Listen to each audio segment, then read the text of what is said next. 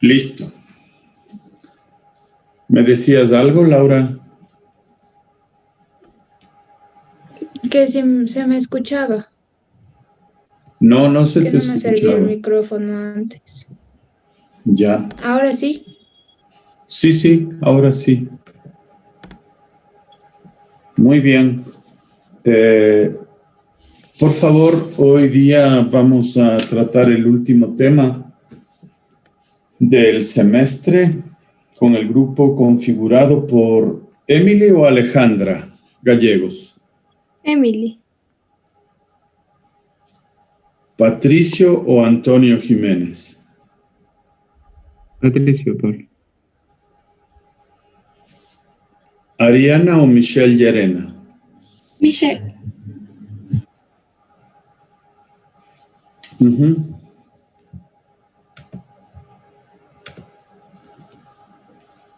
Por favor, pueden compartir la pantalla.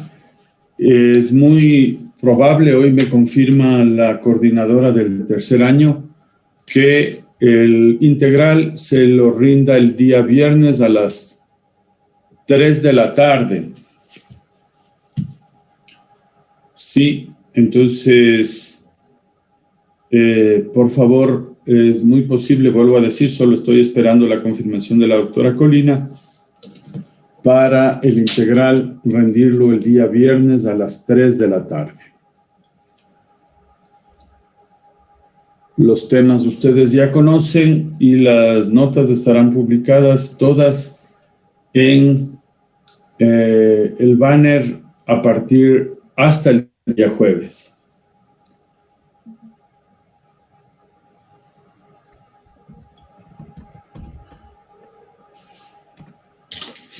Muy bien, muchas gracias. Si hubiera alguna pregunta, me consultan, por favor.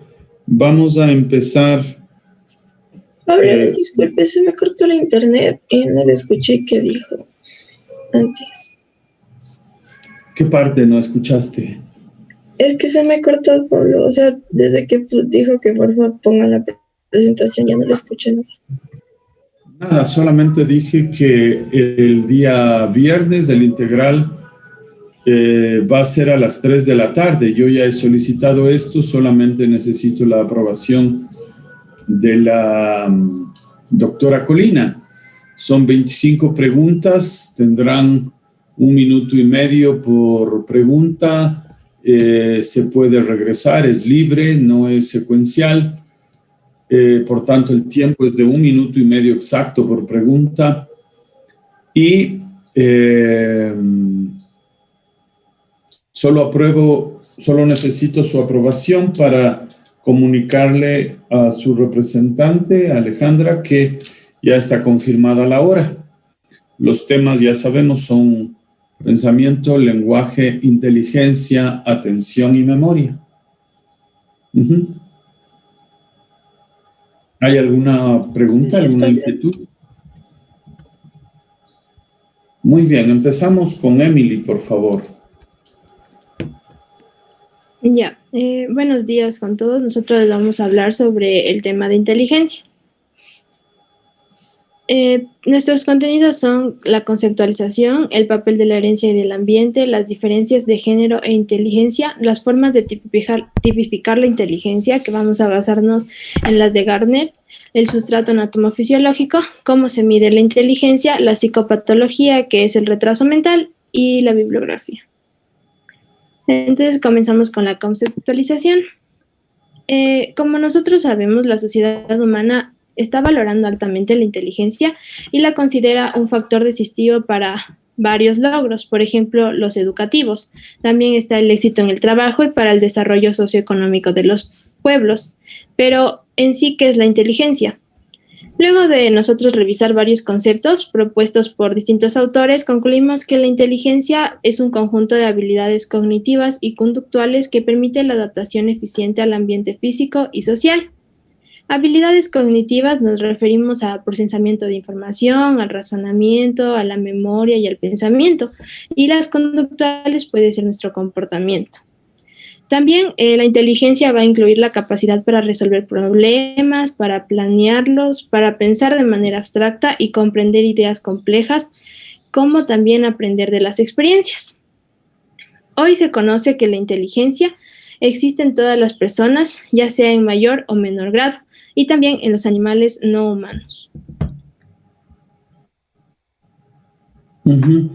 Emily, tú lo que has comentado es correcto. Sin embargo, a mí me parece un concepto hasta ahora bastante parecido al de pensamiento.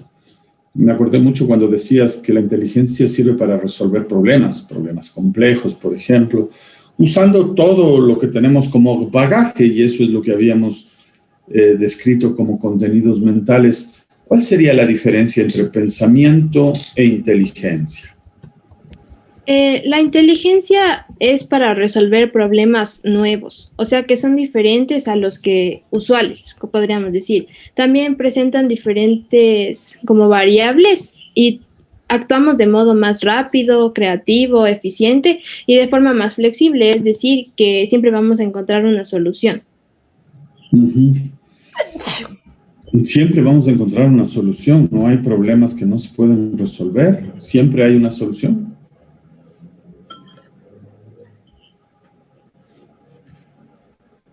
¿Me escuchaste? No, sino que ¿se me escucha? Es que me salió a conexión inestable. Ajá. Tú decías que siempre hay una solución. ¿Siempre hay? No, siempre hay una solución, sino que esta capacidad nos va a como permitir buscar soluciones cada vez que existan este tipo de problemas. Por eso es flexible. Entonces, si conceptualizamos así a la inteligencia, ya encuentro una diferencia, encuentro una evolución respecto al pensamiento, ¿no es cierto? El resolver problemas nuevos, decías tú, ya no es el problema en general, sino problemas nuevos de la forma más...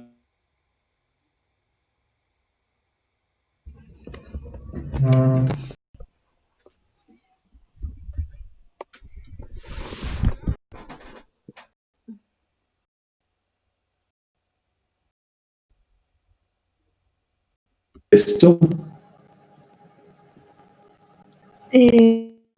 A ver. ¿Puedes poner un ejemplo para definir esto de problema nuevo y de la forma más ágil, eficiente y creativa? A ver.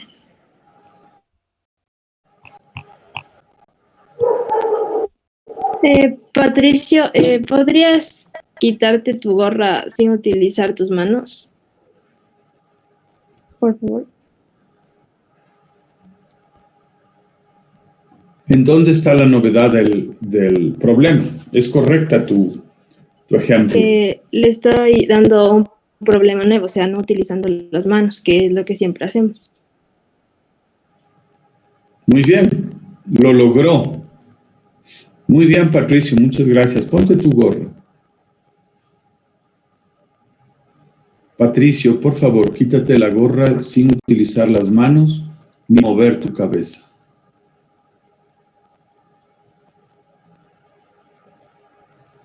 ¿Puedo llamar a alguien? No sé, resuélvelo.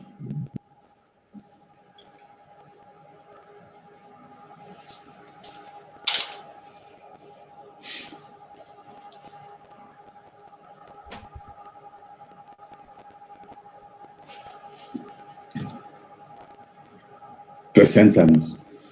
Ya, muchas gracias. Vuélvete a poner la gorra. A ver, buenos días. Muy bien. Y así podemos seguir haciéndole al problema cada vez más nuevo, ¿no es cierto? Ahora le podemos pedir que se quite la gorra sin usar las manos, sin mover la cabeza y sin llamar a nadie. ¿Es posible? No.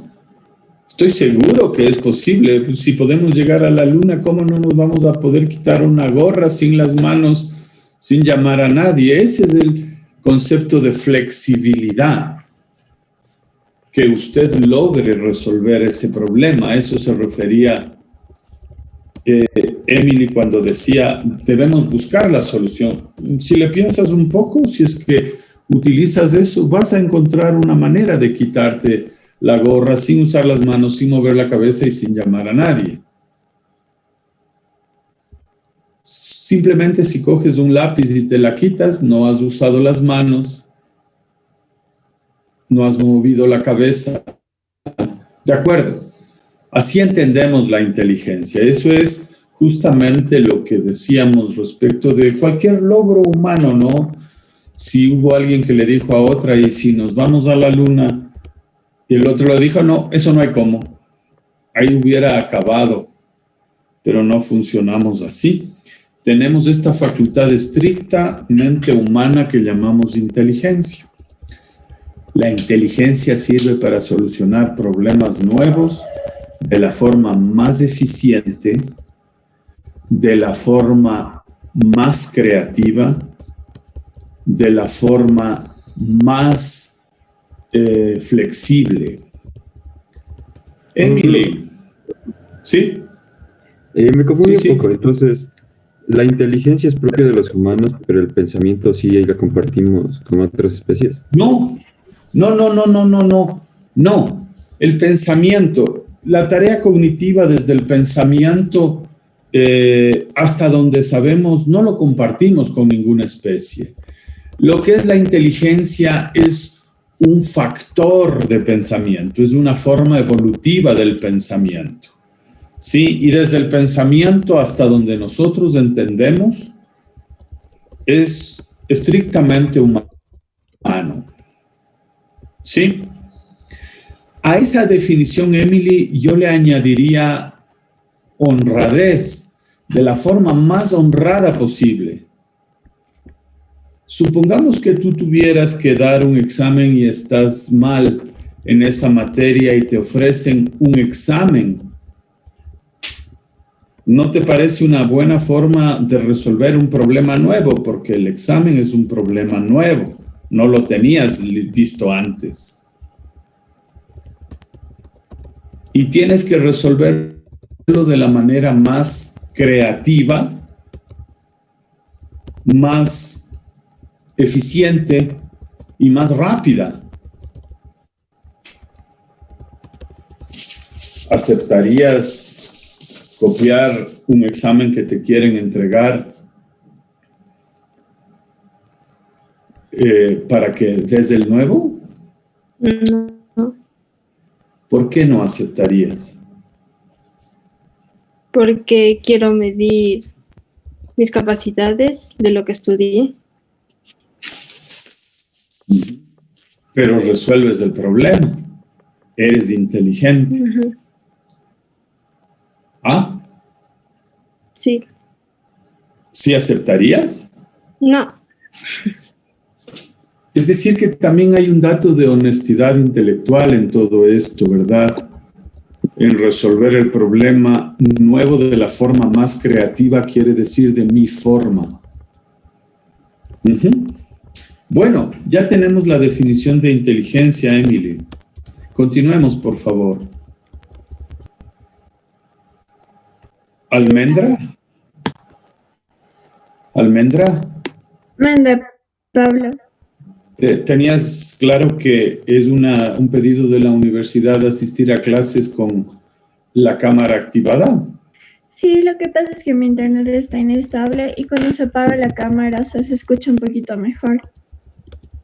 Oh, claro, tienes que anunciar eso y mejor si lo haces como lo estás haciendo ahora, ¿no es cierto? Porque hay este pedido de la universidad, entonces yo puedo entender cuando ya lo explicas, cuando solamente apagas, me parece que estás incumpliendo el pedido de la universidad. Continúa, por favor, Emily. Lo siento, Pablo. Ya, ahora vamos a hablar del papel de la herencia y del ambiente. Entonces, podemos comenzar diciendo que la inteligencia es un rasgo poligénico, es decir, que va a tener influencia genética de varios genes. Somos el resultado igual de la influencia constante del ambiente sobre un sustrato génico, que es un proceso de cambio que va a durar desde la concepción hasta la muerte. Pero para entender cómo ambas fuerzas, o sea, la herencia y el ambiente, determinan cuál es la inteligencia de una persona, vamos a hablar de algunas investigaciones. Hay algunos investigadores que compararon gemelos, hermanos adoptados y otros miembros de la familia. La idea era de ir de los que tienen una genética común, pero ambientes diferentes. Por ejemplo, gemelos idénticos que fueron entregados en adopción a dos familias distintas. Puedes cambiarle, por favor. Y otro grupo de personas que eran los que la genética va a ser distinta, pero van a compartir un ambiente. Por ejemplo, dos hermanos, uno que se ha adoptado y otro que vive en el mismo hogar, pero llevan vidas parecidas, porque comparten el mismo ambiente. Un resultado bastante sorprendente es que la heredabilidad de la inteligencia va a aumentar constante con la edad.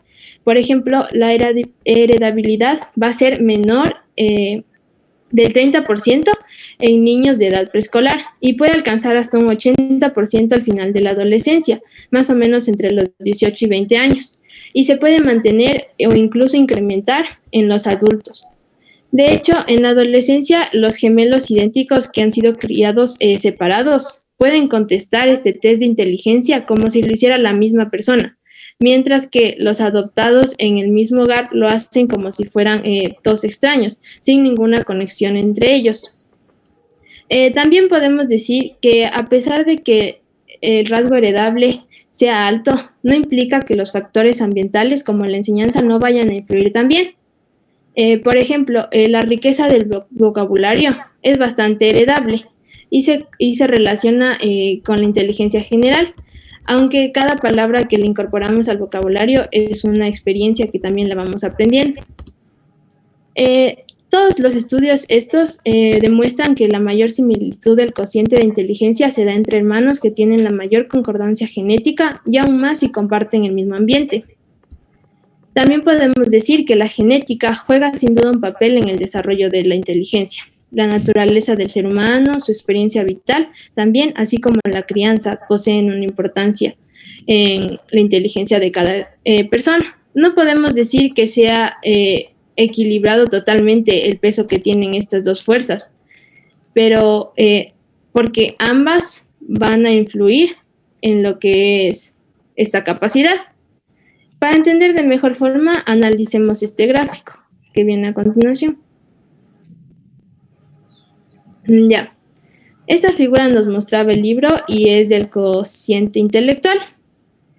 Entonces, aquí podemos ver que en cuanto más similares son sus antecedentes genéticos y ambientales de dos personas, mayor va a ser su correlación.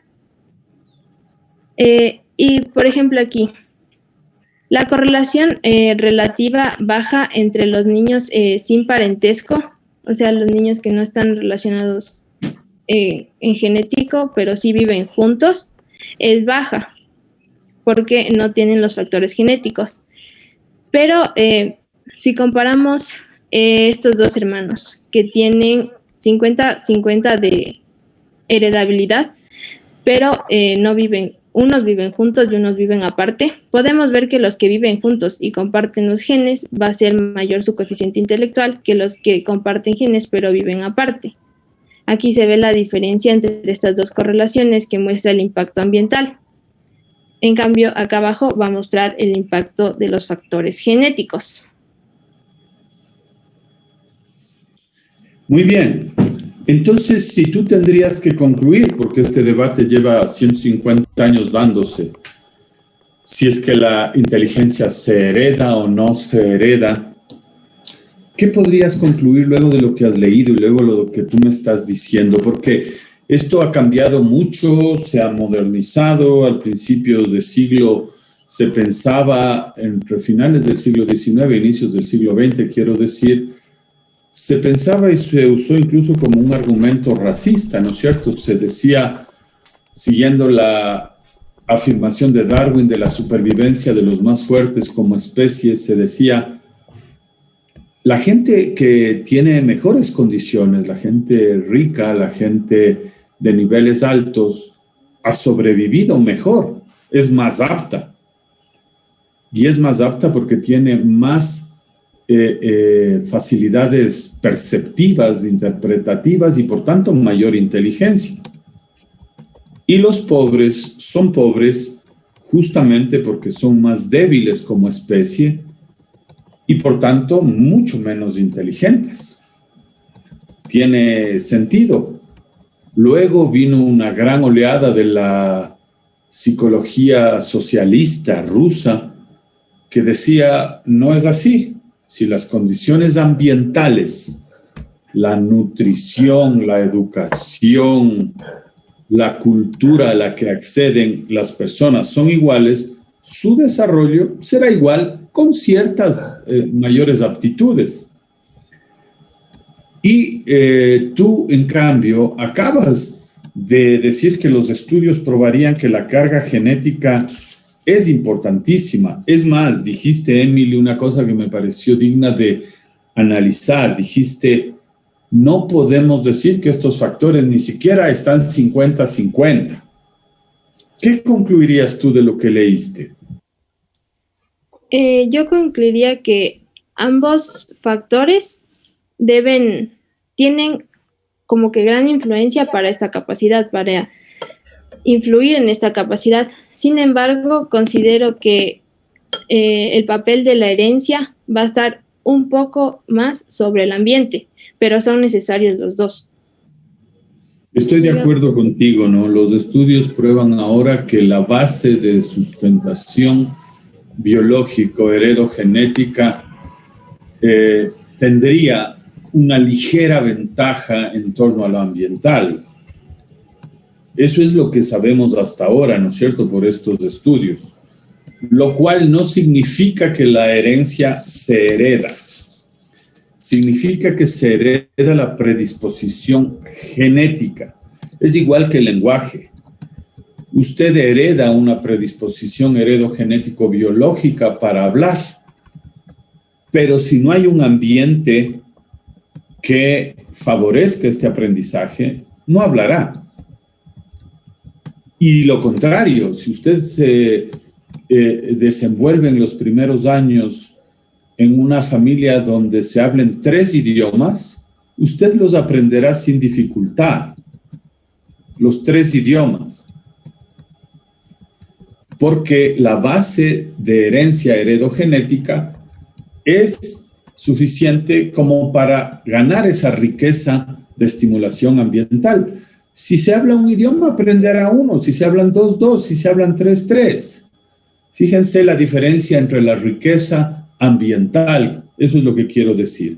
Pero si usted está en la casa de las personas más inteligentes del mundo, nace con esta base heredogenética y nadie le habla, solo le alimentan, le dan abrigo, pero nadie habla, usted no aprenderá a hablar. Estoy hablando de una cosa extrema, de un supuesto para dejar sentada la interacción entre estas dos.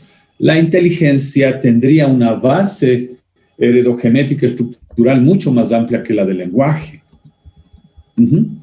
Y eso hace pensar lo que nos está diciendo Emily, que si bien estos 2 factores son indispensables para el desarrollo de la inteligencia, la amplitud de esa base heredogenética podría tener ligera ventaja sobre el desarrollo ambiental. Sin embargo, por supuesto que dependerá de la riqueza de la estimulación ambiental para el desarrollo completo de una inteligencia. ¿De acuerdo? Una pregunta. O sea que, por ejemplo, si una persona tiene facilidad con los números, porque yo qué sé, sus padres también tienen facilidad por los números, porque en realidad toda su vida han vivido como que rodeados de números y han escuchado sobre esta conversación, sobre temáticas de, yo qué sé, relacionadas. Sí. No entendí la pregunta. ¿Cuál era?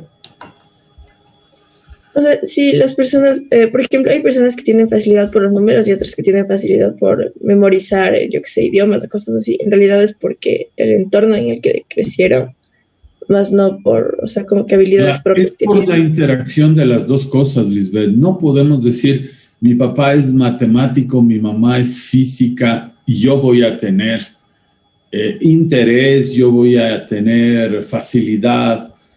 No necesariamente. Es la interacción lo que provocará un efecto, ¿no? Es una base sobre una interacción. Es como que si tú dijeras, si en mi barrio solo hacen esculturas ecuestres y yo tengo una base para una escultura ecuestre, voy a tener de hecho una escultura ecuestre. No, vas a tener la que el ambiente influya, ¿no? Y a lo mejor todo lo contrario de ese interés. Estamos hablando de una base heredogenética y de lo que el ambiente influya. Entonces tú dices, todos en el almuerzo hacen raíces cuadradas en vez de conversar de las noticias. Sí, pero eso ya es del ambiente, ¿no es cierto? Eso es del ambiente. Entonces, creo que hasta donde ha dicho Emily es la mejor forma de decirlo. La inteligencia es una interacción entre estas dos, hasta donde se sabe hoy, con una fuerte carga heredogenética que tiene una ligera ventaja. No estoy diciendo 60-40, 55-45, porque eso es imposible de afirmar. Muy bien, continuemos, por favor. Este debate se mantendrá todavía si la inteligencia se hereda. No se hereda, ya sabemos, pero ¿cuál es el peso de cada uno de estos dos elementos? Continuemos, por favor. Ya. Ahora vamos a hablar de las diferencias de género e inteligencia. Entonces, podemos decir que las diferencias debidas al género van a ser muy pequeñas o casi inexistentes porque cada género posee su área, podemos decir, donde va a estar como más desarrollado. Entonces, estas diferencias suelen atribuirse a las divergencias sexuales que existen en la organización cerebral. Esto es porque se ha visto que los hombres tienen ligeramente mayor lateralidad cerebral, o sea que sus funciones cerebrales están expresadas un poco más por uno de los hemisferios, mientras que las mujeres van a utilizar ambos para razonar. Los varones suelen llevar ventaja a las mujeres en las pruebas de razonamiento abstracto, cálculo y lógico, pero las mujeres aventajan a los varones en las pruebas de fluidez verbal y lenguaje. En cuanto al control emocional, las mujeres van a obtener puntuaciones medias y moderadas superiores a los de los hombres. Pero esto no significa que las mujeres sean más inteligentes o viceversa, ni tampoco que los hombres sean mejores en cálculo o las mujeres en lo verbal, sino que las generalizaciones que se hacen a partir de algunas diferencias que se han visto van a ser como un promedio. Como ya les dije, en cálculo, matemáticas o orientación, los hombres van a ser mejor, mientras que en el manejo emocional y verbal, las mujeres.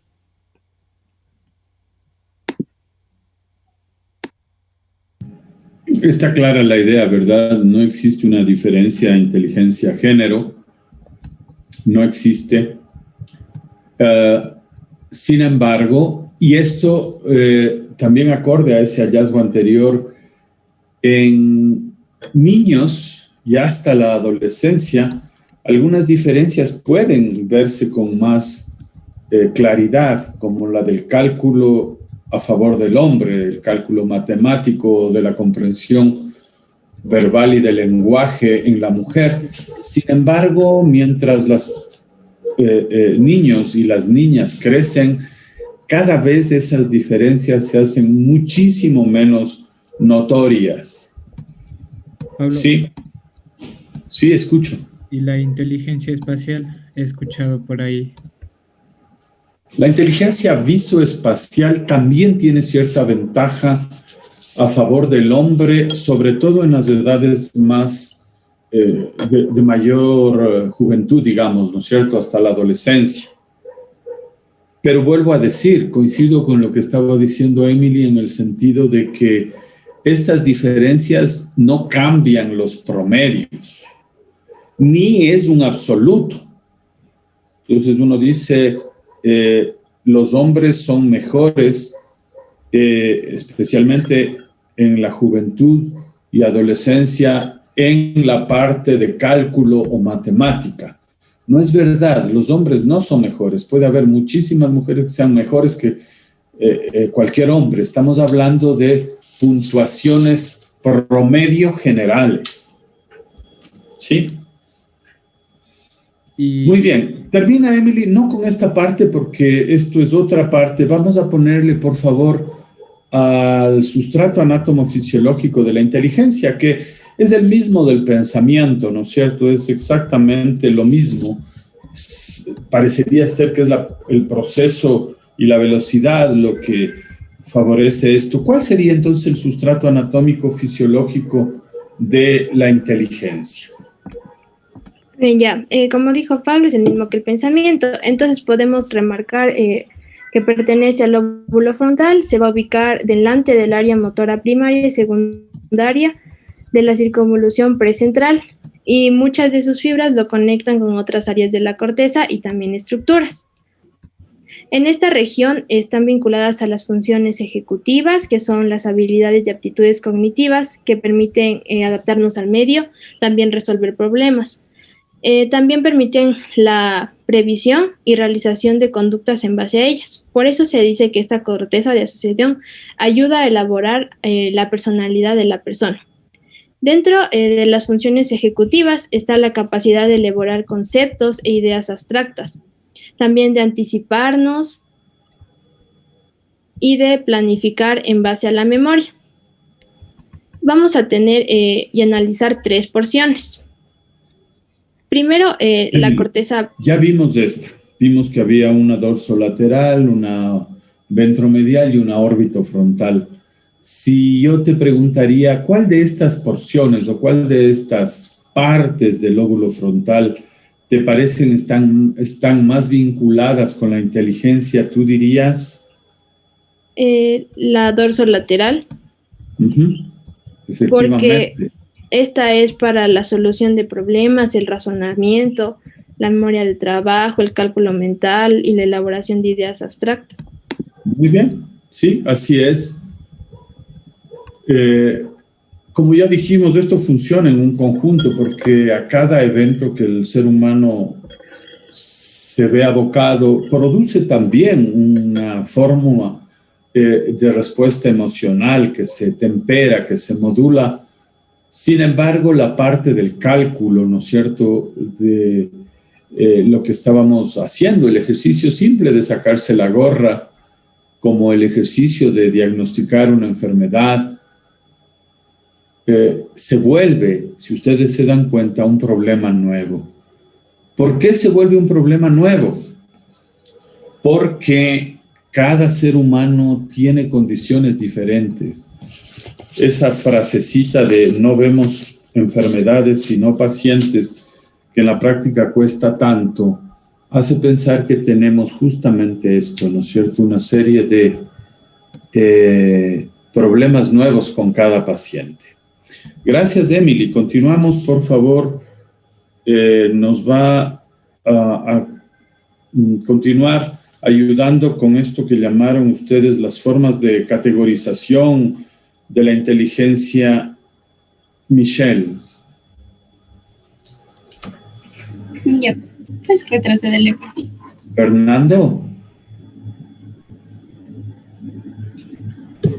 Fernando Sandoval. Sí, Pablo.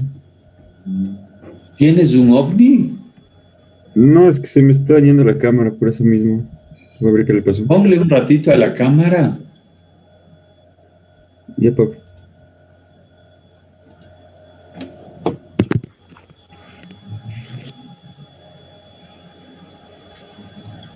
¿Tienes un ovni? Sí, creo que ya. A ver, continúa, por favor. Ya, entonces, una de las formas para tipificar la inteligencia, decimos que son las inteligencias múltiples de Gardner. ¿Qué quiere decir tipificar, Michelle? ¿Qué quiere decir tipificar? O sea, clasificar la inteligencia por sus tipos. Correcto. Entonces, tú vas a hablar de un autor que tipificó, que clasificó la inteligencia de una manera. tengo que decir esto porque si ustedes en la vida vuelven a toparse con el tema, van a ver que ha habido muchos autores que la han tipificado de muchas formas. Un autor dijo, hay dos grandes tipos de inteligencia, cristalizada y fluida. Cristalizada es todo lo que usted sabe y lo que puede responder.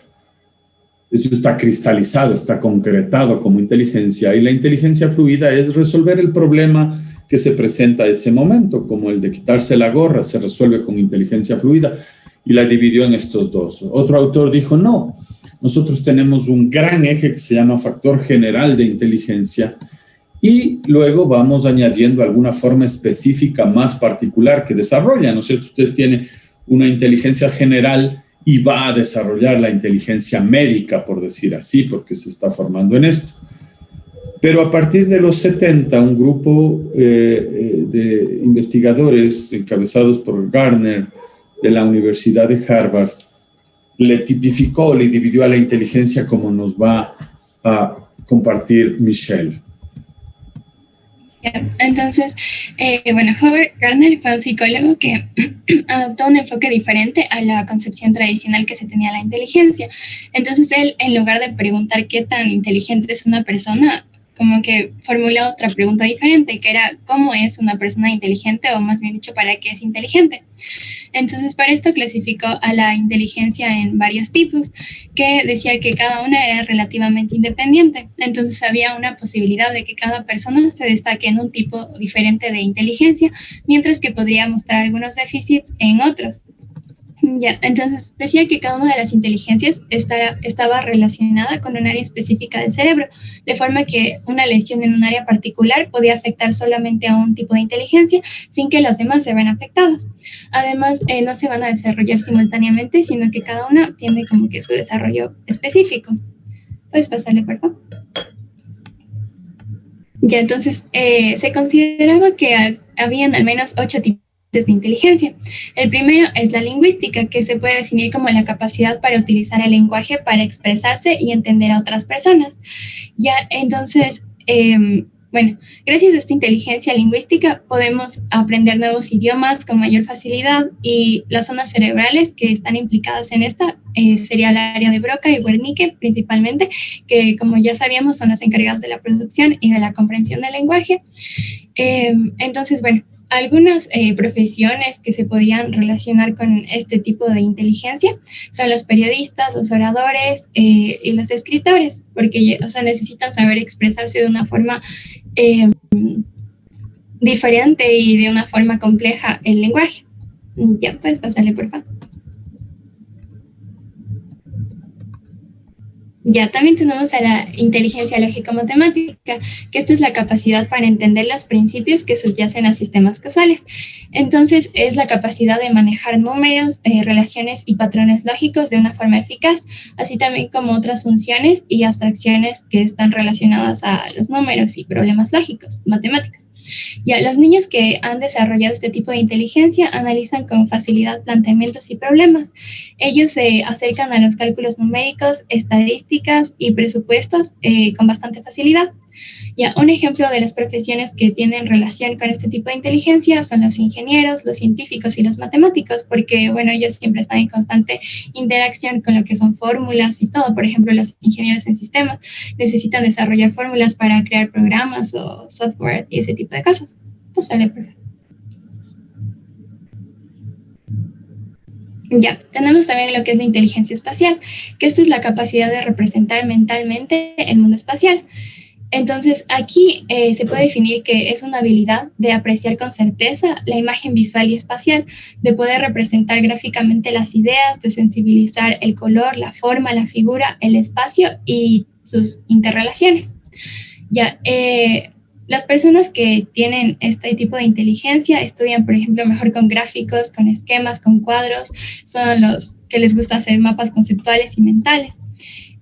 También son las personas que entienden como súper bien los planos, los croquis, y algunos ejemplos de estas profesiones podría ser los arquitectos, porque ellos necesitan como que observar un terreno, un espacio, y pues ahí idearse el diseño del edificio y hacer sus planos o de lo que desean construir, ¿no? También entran aquí los fotógrafos y los diseñadores. ¿Ves? Pasarle, por favor. Ya también tenemos a la inteligencia musical, que esta es tener una sensibilidad hacia tonos y melodías y la capacidad para combinarlos para crear ritmos. También es comprender los aspectos emotivos de la música. Un ejemplo de las profesiones que se relacionan pues, son los músicos, los compositores y los cantantes. Ya. Puedes pasarle, por favor. También tenemos a la inteligencia corporal y cinética. Ya, esa es la capacidad para utilizar el cuerpo para expresarse, lograr objetivos o manipular objetos. Un ejemplo de las personas que tienen esta inteligencia podrían ser los bailarines, porque ellos necesitan usar todo su cuerpo para expresar emociones y en el momento en que hacen las coreografías y todo eso. También entran aquí los deportistas, los cirujanos y los actores. Entonces, bueno, como ya dije, sí, esto es la habilidad de usar el cuerpo para expresar ideas o sentimientos y también tienen como que una mayor habilidad en la coordinación, el equilibrio, la destreza, la fuerza, la flexibilidad y la velocidad. Ya, pasaré, por favor. Tenemos a la inteligencia intrapersonal, que es la capacidad para entenderse a uno mismo, los estados mentales propios y en sí es como el autoconocimiento. Ya, esta es la habilidad de la autointrospección, que esto se refiere a actuar consecuentemente sobre la base del conocimiento de uno mismo, tener una imagen o autoimagen, más bien dicho, acertada, y la capacidad de autodisciplina, comprensión y de amor propio. Ya las personas que tienen este tipo de inteligencia, por lo general son reflexivos, tienen un razonamiento acertado y suelen ser consejeros. Ya, por ejemplo, Gardner decía que un niño autista tenía este tipo de inteligencia dañada. Entonces, el niño no era capaz de referirse a sí mismo. Y también, bueno, decía que al mismo tiempo mostraba habilidades en otras áreas como la musical, espacial o la mecánica. ¿Puedes pasarle, por favor? Tenemos la inteligencia interpersonal, que esta es la capacidad para comprender a las otras personas y sus estados mentales. Esta no se debe confundir con la intrapersonal, porque si, bueno, recordamos, la intrapersonal es la capacidad de conocerse a sí mismo, en cambio la interpersonal es de interactuar o de relacionarse de buena forma con las demás personas. Entonces, algunas profesiones que se relacionan con este tipo de inteligencia interpersonal son los psicólogos, los maestros, vendedores, abogados y directivos, porque ellos son los que tienen que como que entender a las otras personas para poder hacer su trabajo. Ya, puedes pasarle, por favor. Ahora tenemos a la inteligencia naturalista. Esta, en cambio, es la capacidad para distinguir entre los seres vivos y tener una mayor sensibilidad hacia otros aspectos de todo lo que sea natural. Ya, un ejemplo de de profesiones afines a este tipo de inteligencia podría ser los agricultores, los que trabajan con la ganadería, los botánicos o los biólogos. Ya, entonces ellos tienen la capacidad de distinguir, clasificar y utilizar elementos del medio ambiente, objetos, animales o plantas. Ya, esto incluye las habilidades de observación, de experimentación y reflexión y también cuestionamiento del entorno. Puedes pasarle, por favor. Ya, bueno, en uno de los libros que estaban en la bibliografía se mostraba que había un noveno tipo de inteligencia y este es la espiritual o existencial. Esta se puede definir como la sensibilidad ante el significado de la vida, la muerte y otras cuestiones relacionadas con la condición humana. Pero este tipo de inteligencia, o sea, como no ha sido como totalmente aceptada, porque decía que no se había encontrado un área específica del cerebro que esté relacionado con este tipo de inteligencia. Ya, puedes pasarle, por favor. A ver, fíjate, Michelle, que Gardner en realidad y el equipo de Harvard empezó publicando 7 inteligencias. A finales de los 70 incorporó en los 80 la naturalista. No hay nuevamente una forma oficial de haber incorporado la novena, que es esta espiritual existencialista. Yo te quiero contar una experiencia y quiero que tú, de acuerdo a lo que has aprendido de esto, ¿no es cierto? Porque está, veo yo, bien investigado y les ha hecho pensar a los compañeros qué tipo de inteligencia tienen ellos para ejercer la medicina como más desarrollada, porque no se trata que la musical solo los músicos, no, quien tiene sensibilidad a los ritmos, efectivamente tiene inteligencia musical, ¿no es cierto? Un cardiólogo vive de eso, un cardiólogo vive de distinguir los ritmos del sístole y el diástole y sus variantes.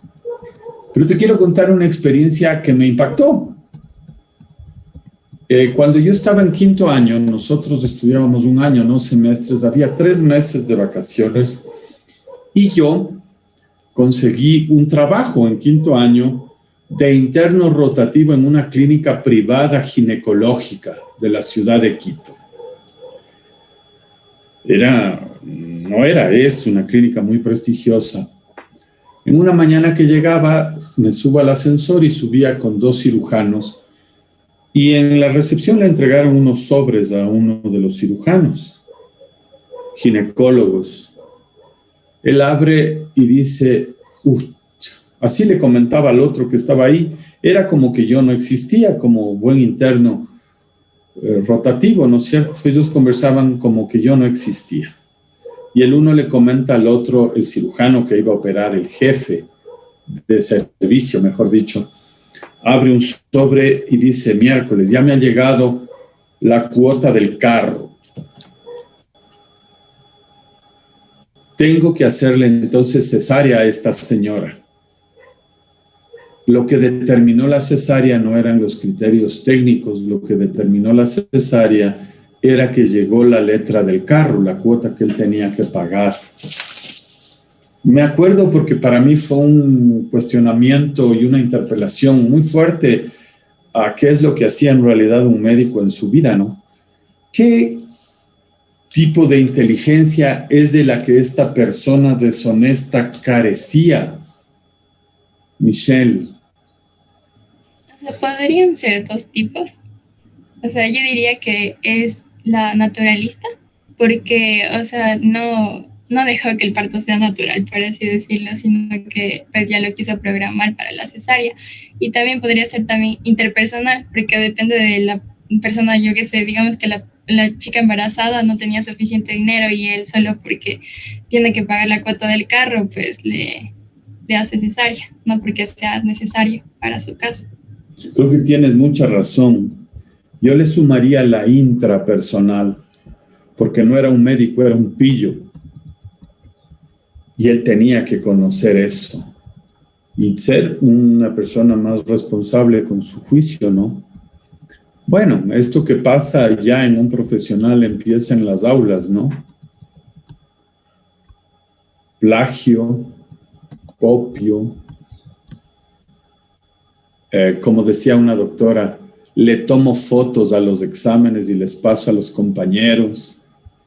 Eso se presta. No es importante, ¿sabes? No es importante que hagan eso. Lo importante es que terminan haciendo lo que este médico le debía hacer directamente. Muy bien. Michelle, cuéntame, por favor, este factor que hemos llamado inteligencia, ¿se puede medir? De hecho, intentamos medirlo, ¿no es cierto? ¿Es posible? O sea, sí, de cierta forma. Puedes pasarle a Ale, por favor.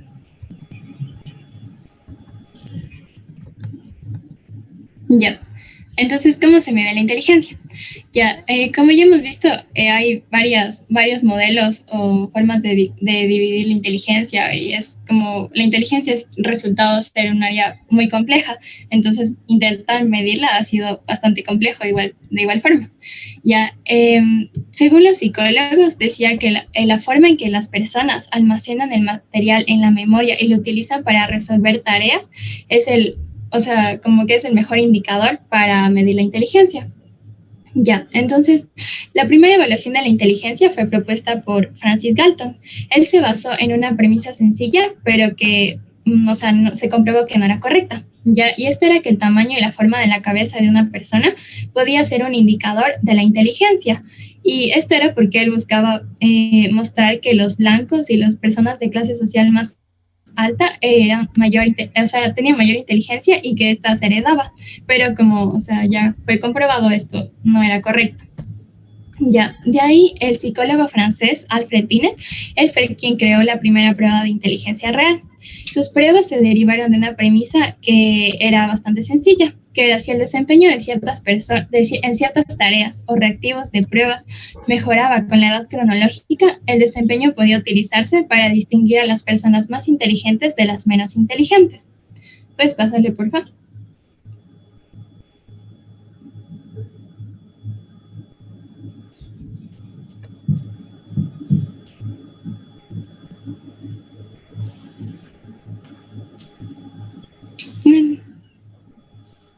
Ahí, gracias.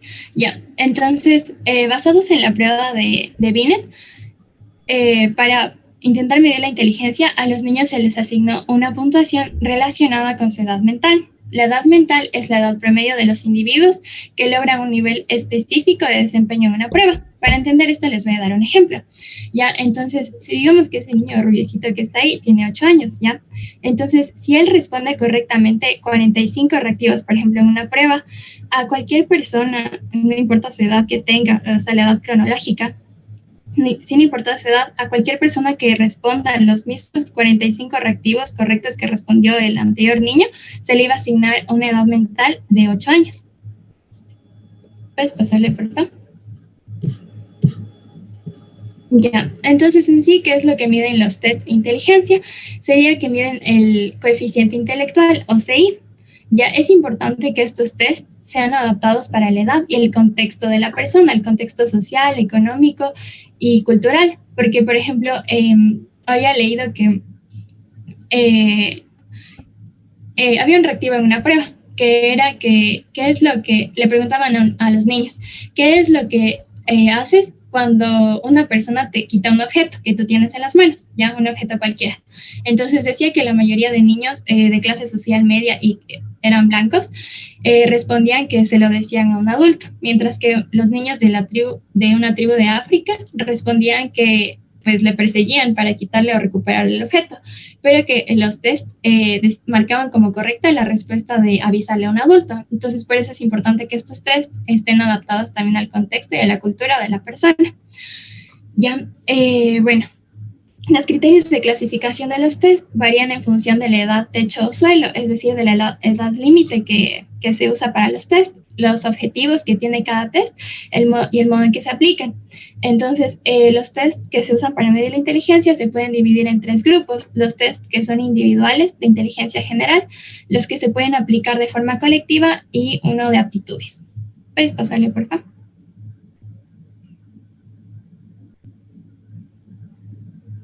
Ya, entonces llegamos a la fórmula. Perdón, quiero pedirles un favor.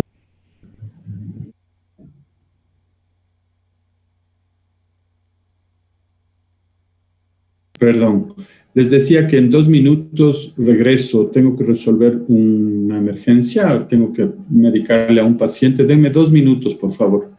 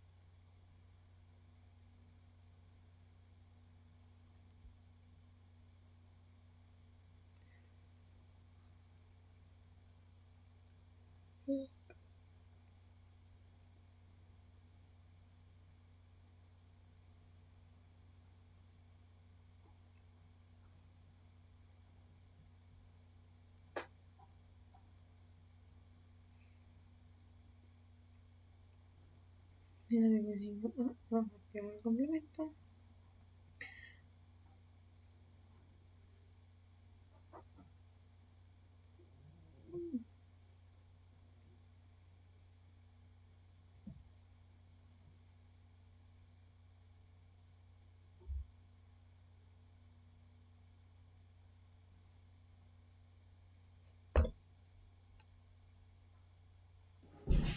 Gracias, ya envié. A ver, Michelle, es correcto todo lo que vas diciendo. Solo quería hacer un pequeño resumen. Primera cosa que llevamos igual desde Alfred Binet, este francés, más de 100 años tratando de medir este factor. La mejor forma hasta ahora es esta que tú has dicho, es decir, encontrar una medida que compara la edad mental, el desarrollo cognitivo mental, con la edad en años, la edad cronológica. Entonces, si alguien tiene 20 años, lo ideal sería que tenga, pues, un desarrollo cognitivo que esté alrededor de esos 20 años. Y has dicho bien, ¿cómo yo preparo un test? Esta es una tercera conclusión, que cada test debe adaptarse a las determinadas edades. No es lo mismo tomarle a un test de 8 años que a alguien de 18. Cada pregunta del test debe estar adaptada a la edad a la que va a aplicarse. Esa adaptación es larga, pero también nos has dado una idea. Cada pregunta de ese test, si yo hago 200 preguntas, cada pregunta de ese test debe haber sido valorada para una población y yo valoro en una investigación propia para desarrollar el test en que al menos el 50% de la edad de las personas que resuelven esa pregunta, al menos el 50% de una determinada edad lo puede resolver. Pero la última conclusión importante de lo que tú dices, que tal vez no lo mencionaste, pero lo hago yo, es el hecho de que un test es una aproximación a esa realidad, no es la realidad. Cuando valoramos cuánto se aproxima el test a la realidad, llegamos a un dato que parecería pobre, ¿no? Que está entre el 35 hasta el 50% de esa realidad. Fíjate, no es que nos da un espejo de la realidad completa, sino que se aproxima. Esto se complementa con mucho de lo que la persona hace en su vida. Ya vamos a ver más cuando hablemos de la patología. Muchas gracias, Michelle. Entonces, por favor, Patricio, ¿cómo calculo de acuerdo al test? El test me da un dato, edad mental. ¿Cómo calculo esta medida que llamamos un indicador de la inteligencia, que es el coeficiente intelectual? Solo un indicador, no la inteligencia. ¿Cómo calculo? Es con una fórmula. Es la edad mental dividido para la edad cronológica por 100. Entonces, la edad mental, como ya dijimos, individuos que logran un nivel específico de desempeño en una prueba. Y estas pruebas adaptadas a edad, dividido para la edad cronológica por 100. Entonces, lo normal es que la edad mental dividido para la edad cronológica sea igual a 1, es decir, sean el mismo valor. Y esto multiplicado por 100 nos daría que el coeficiente intelectual normal, promedio, debería ser 100, con una variación de 15 puntos. sea, 100 más menos 15. Se considera como la mayoría de las personas que... Hagamos un ejercicio, ¿ya? Hagamos un ejercicio. Supongamos que tienes una persona que acaba de dar un test de Wechsler y sacó una edad mental de 22 años. Y esta persona tiene una edad cronológica de 20 años. ¿Cuál es su CI? 110.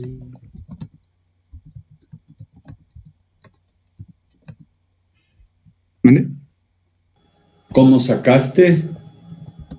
Haz la operación matemática en voz alta. Dividiendo... Sí, es 22 de su edad mental dividido para 20, su edad cronológica, por 100. Muy bien. Entonces sale 1.1 por 100, 110. Yo quisiera que nos muestres una imagen de la estadística, de este gráfico estadístico que distribuye normalmente un factor en una población que llamamos campana de Gauss. ¿Tienes? Sí. Pásale, por favor. Sí, ¿está? No, el otro. Está más grande. Eso. Muy bien. Señálale con un puntito dónde está esta persona que acabamos de hacer el cálculo, ¿no es cierto? Suponte que has hecho un estudio y tienes 1000 personas. Justo esta sacó 110. ¿Dónde pondrías el punto? Aquí. El dato de este intento. Muy bien. Perfecto. Él está en esa parte de esto.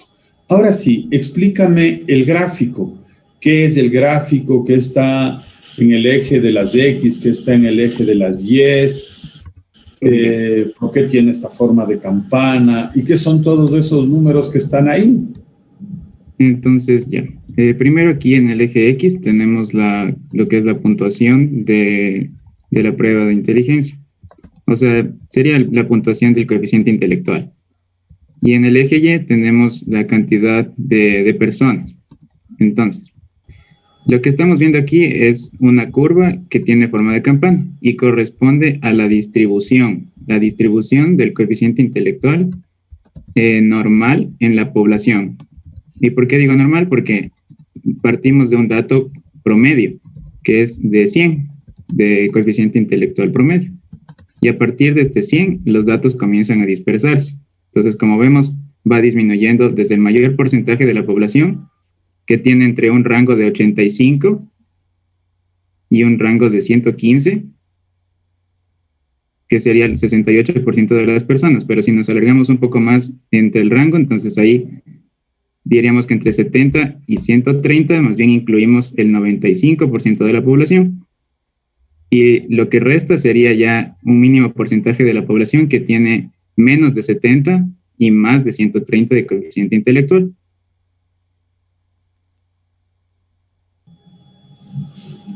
¿Cómo hago esa medida de la dispersión? Es correcto, ¿no es cierto? O sea, esta forma de campana es la distribución normal. Quiere decir cómo se distribuyen los porcentajes de una variable. En este caso, la variable es coeficiente intelectual en una determinada población. Quiere decir que yo a esta población, 1000 personas que hemos dicho de 20 años, les tomo el CI y la mayor parte de puntos estará alrededor de la nota 100, del puntaje 100. El puntaje 100 se llama promedio o moda porque es la más frecuente de las puntuaciones. Y luego van distribuyéndose cada vez con menos frecuencia hacia los extremos. Entonces se forma esta campana. Si yo cambiaría la variable y diría peso, se va a formar una campana de Gauss también. ¿Sí, Patricio? Sí. Altura. También. Cualquier variable va a tener esta forma de campana, es decir, yo voy poniendo los puntos de cada intento y se van a ver cómo se forma esta campana. Tú dices que del centro hacia los lados, más menos 100, se va dispersando la población. ¿Para qué me sirve entender esto de la dispersión? Justo para lo que decías, ¿no es cierto? Para ver qué porcentaje cabe. Entonces tú decías que llego a entender que entre 85 y 15 ya está el 68% de la población, pero entre 70 y 130 ya está el 95% de la población. ¿Cómo calculé esa dispersión? ¿Qué es el más menos 15 que tú decías? O más menos 2 15 hacia abajo, 2 15 hacia arriba. Así consigo el 95. Eso le llamamos, digamos, en estadística, lo que es la desviación estándar. Entonces es como que el 15 correspondería a una desviación estándar. Entonces si pasamos en esta variable. Ajá, entonces si en pasamos... cada estadística yo calculo la desviación estándar, ¿no es cierto? Si estaría hablando de peso o de altura, no sería 15, evidentemente. En esta calculo, hay una fórmula para calcular desviación estándar, y aquí en coeficiente intelectual es 15. Entonces, más 15, es decir, 115, y menos 15, 85, estoy hablando de una desviación estándar menos y una desviación estándar más. Si hago otra desviación estándar, le resto a cada lado 15 y me queda entre 70 y 130. Ese rango entre 70 y 130, que está el 95% de la población, le llamo normalidad estadística. ¿Sí? Y lo que está afuera le llamo anormalidad estadística, menos de 70 y más de 130. ¿Qué porcentaje me queda, Patricio, en estos dos espacios, de menos de 70 y de más de 130? El 5% de la población.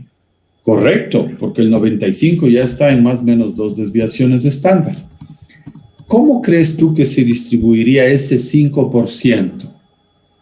¿Cómo diría la lógica que se distribuye? 2.5. Correcto, pero no es así. En la realidad no funciona así. En la realidad, lo que se ve es que menos de 70 está el 4% de la población y más de 130 está el 1% de la población. ¿Sí? Entonces no es 2.5 como está en este gráfico, ¿no es cierto? Ven que dice 2.2 y luego 0.1. No, es 4 bajo 70 y 1 sobre 130. Es decir, si es que estamos hablando de una población de 1000 en el ejemplo, 40 estarán bajo de 70 y 1, es decir, 10, el 1% de esos 1000 estará sobre 130. Muy bien. ¿Cómo valoro esa anormalidad estadística?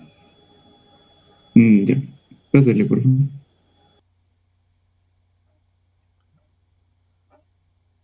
Entonces, nosotros podemos decir que cuando las personas tienen un coeficiente intelectual menor a ese 70%, menor al 70 puntos, ya es considerado como retraso mental.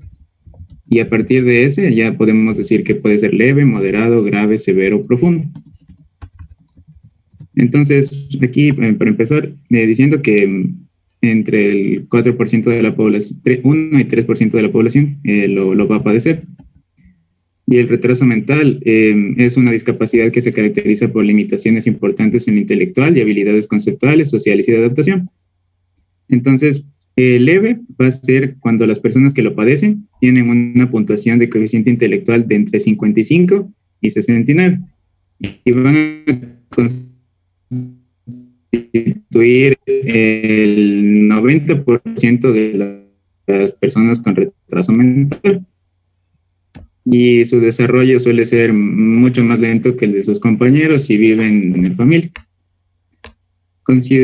Es considerado moderado cuando el coeficiente intelectual está entre el 40 y el 54. Entonces aquí las deficiencias, se manifiestan en forma temprana, ya que sus habilidades de lenguaje y habilidades motoras ya comienzan a quedarse atrás en relación. Y aquí los pacientes ya sufren bastante dependencia y es profundo cuando el coeficiente intelectual ya es inferior al rango de 20-25. Y ahí es cuando ya hay una dependencia total.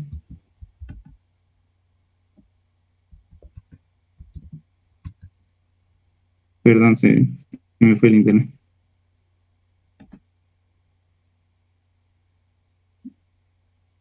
Sí, se me escuchó, perdón.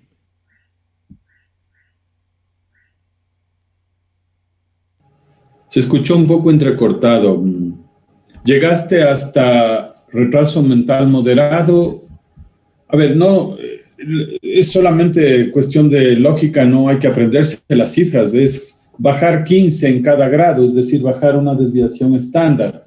Tercera desviación estándar leve, cuarta moderado, quinta y sexta grave y severo.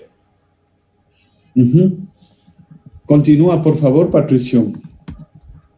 Ya, entonces quería mencionarles un poco las causas de este psicopatología. Antes, dame un momentito. A ver, regresemos al cuadro donde está clasificado el retraso mental.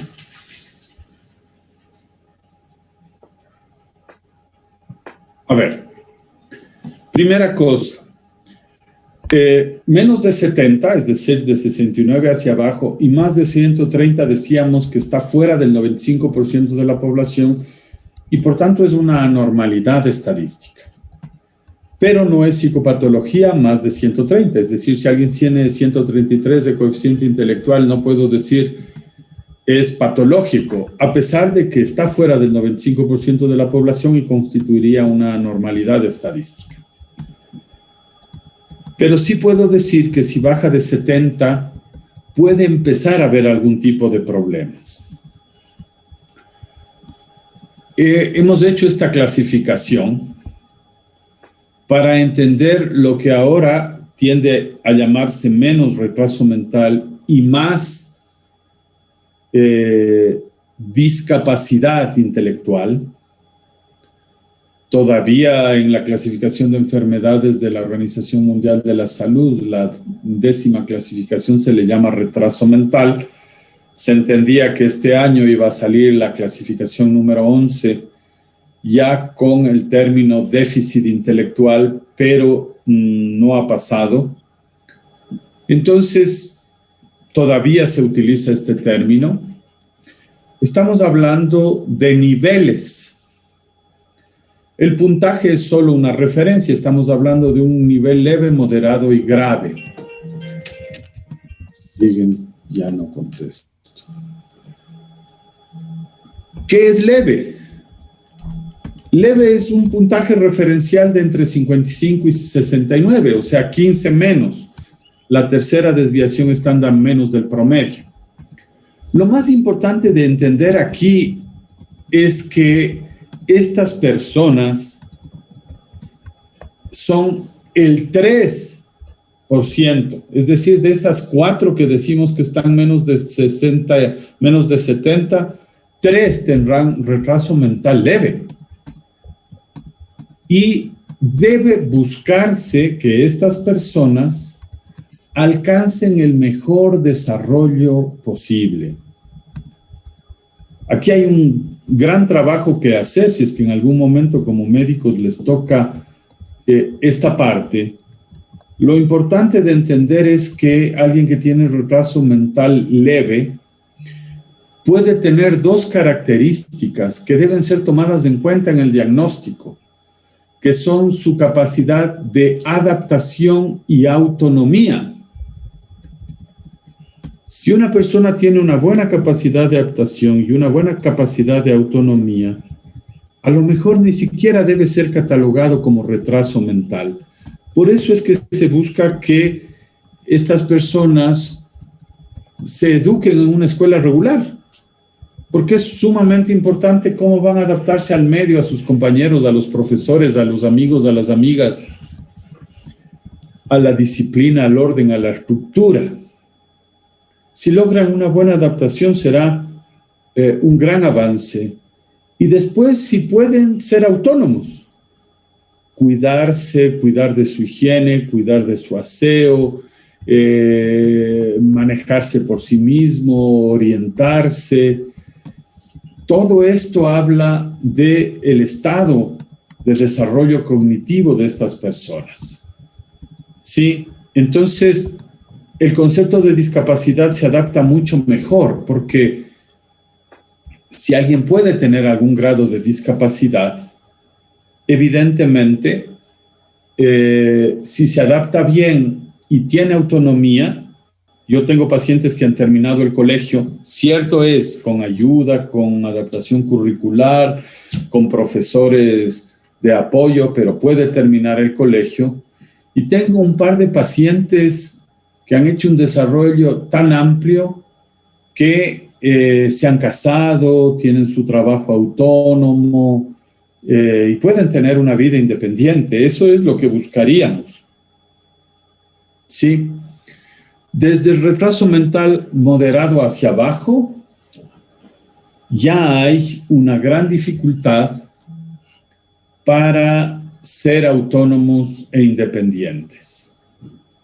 El moderado incluso ya tendrá una limitación en lenguaje y si bien puede alcanzar algún tipo de autonomía, en la mayor parte de su desempeño requerirá de supervisión.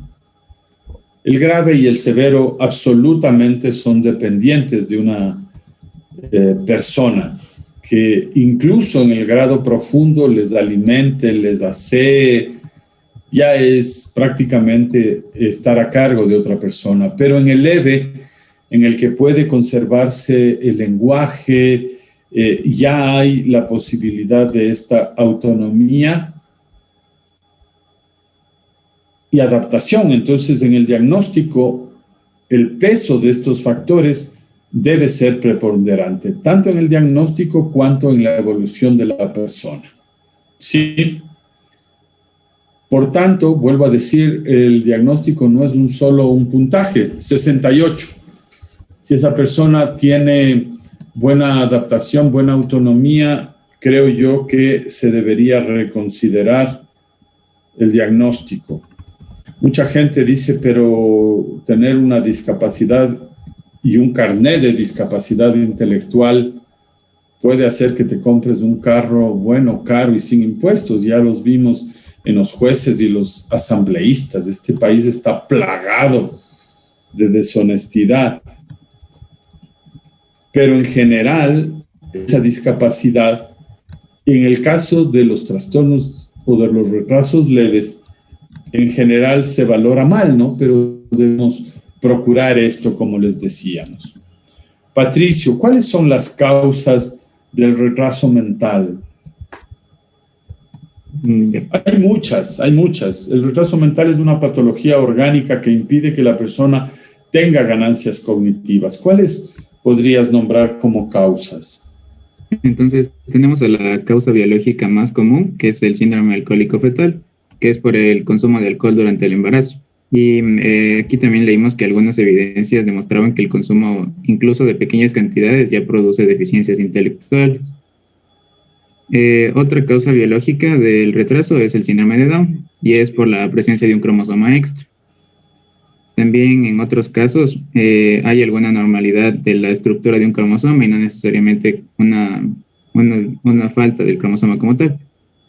También están complicaciones en el parto, como la falta temporal de oxígeno, y en algunos casos también se puede dar después del parto, por una lesión cerebral o una apoplejía, o incluso una infección como la meningitis. Y también la mayor parte, básicamente, van a ser, como nos dimos cuenta, por factores externos. Correcto. A ver, la mayoría de las causas de retraso mental suelen estar desarrollándose en el embarazo y alrededor del parto, ¿no? Ya se ha dicho el síndrome alcohólico fetal, que la mamá consume alcohol, o la mamá no tuvo el control ginecológico necesario, no tuvo el suplemento de ácido fólico, la mamá tuvo una infección a lo largo del embarazo, algunas infecciones virales pueden causar un problema en el niño y algún grado de retraso. Todas las complicaciones del parto, especialmente cuando el parto no es atendido en las condiciones higiénico-sanitarias necesarias, y luego algunas en el posparto, ¿no es cierto? Estas mismas infecciones, meningitis, ya en el posparto, es decir, están alrededor del embarazo y del parto la mayor parte de las causas y luego estas otras. Sí hay alguna forma de herencia de retraso mental cuando se ha visto eso en el padre o la madre, ¿no? Están todos los síndromes genéticos, que son estas alteraciones genéticas que se dan ya en el periodo del embarazo.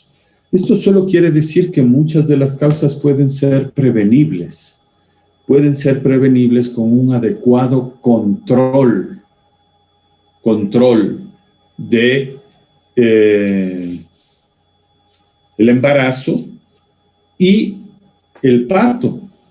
Fíjense que esto que ustedes van a hacer en algún momento en su vida estudiantil, que es la rural, fue una decisión que se tomó en el gobierno dictatorial de Rodríguez Lara en el 70, no sé si en el 73, y surgió de una investigación justamente de esto, ¿no? De las pésimas condiciones, de la alta mortalidad de la madre y de las lesiones cerebrales de hipoxia que había en los niños, en los partos, en el área rural del Ecuador, porque no había una asistencia y un parto adecuado. Yo estoy seguro que la medicatura rural mejoró significativamente esto porque ya hay un médico en el centro, en el subcentro. Cuando uno hace la rural, atiende. Yo más o menos tenía una medición de alrededor de entre 2 y 3 partos mensuales que asistía con una colega que era una partera que vivía ahí, que había hecho toda su vida de partera y que yo le vi hacer tonteras, así como inyectar oxitocina intramuscular directamente, cosa que es como una especie de pecado mortal, pero que después con la relación ella ya fue confiando más en mí, yo en ella, para tratar de hacer juntos y el menor daño posible. Y mejoraron las condiciones, ¿no? Entonces ustedes van en algún momento a hacer prevención de retraso mental solamente si hacen la atención de los partos de forma mucho más técnica. Muy bien, jóvenes, muchísimas gracias. Hemos terminado nuestra tarea del semestre. Ustedes han tenido